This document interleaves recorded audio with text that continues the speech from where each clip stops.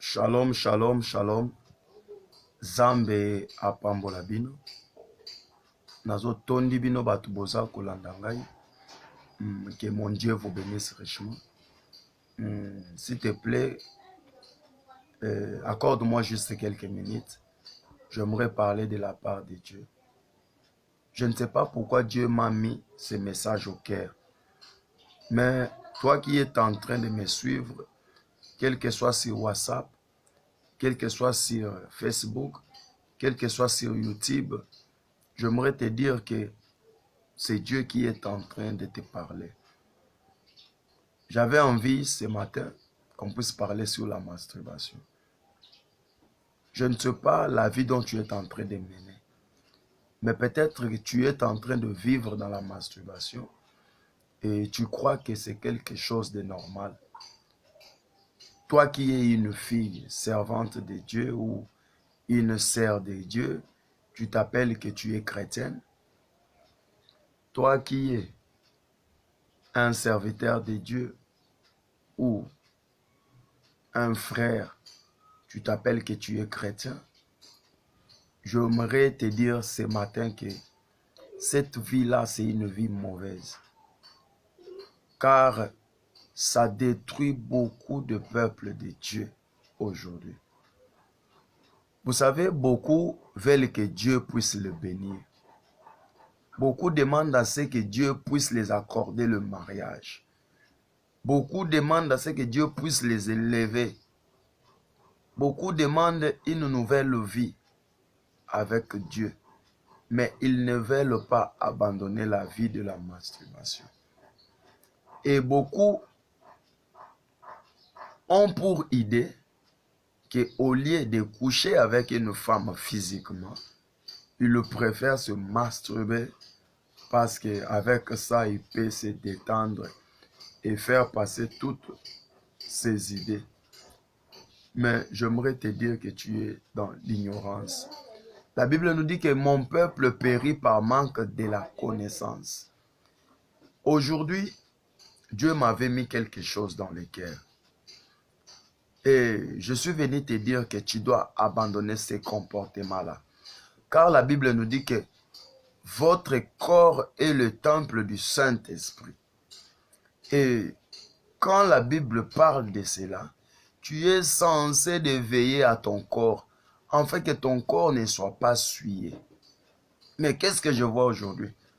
Beaucoup de chrétiens souillent leur corps par de mauvaises pratiques. Vous savez, dans le temps de Moïse, c'était normal que pour qu'on puisse te lapider, c'était juste qu'on puisse t'attraper en flagrant. Mais aujourd'hui, ce n'est plus la flagrance. Aujourd'hui, c'est lorsque tu penses seulement à quelque chose, tu as commis l'acte. Vous savez, j'aimerais vous rappeler dans la Bible, lorsque les gens des temps jadis suivaient cette fille-là, qui était attrapée en flagrant délit pour les lapider, et ils ont croisé Jésus. Vous savez ce que Jésus leur avait dit?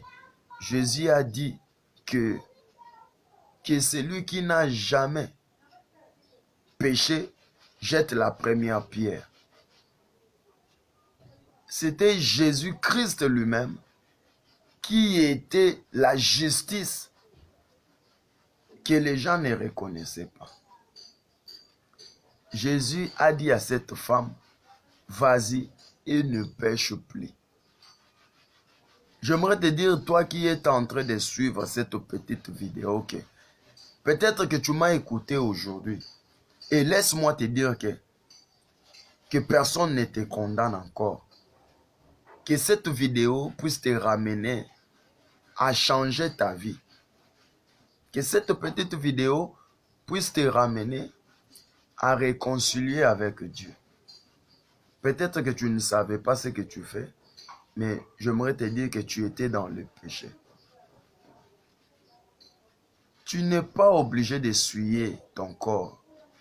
Tu es un serviteur de Dieu. Tu es une servante de Dieu. Quand tu fais toutes ces pratiques-là, se masturber, tu es en train d'essuyer ton corps. tu n'es plus dans la présence de Dieu. Tu dois retourner vers Dieu, demander pardon. Car tout ce que nous pensons, si c'est quelque chose de mauvais, nous commettons l'acte. Dieu nous a donné la foi. La foi, c'est quelque chose qu'on ne voit pas, mais qu'on espère qu'on l'a. Dans la foi, tu peux toucher ta richesse.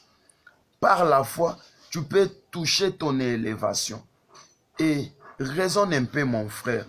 Quand toi, tu utilises cette foi-là en se masturbant, tu prends toute femme. Tu peux utiliser toute femme avec cet acte. Tu es en train de t'essuyer, mon frère. Abandonne cette vie-là. Réconcilie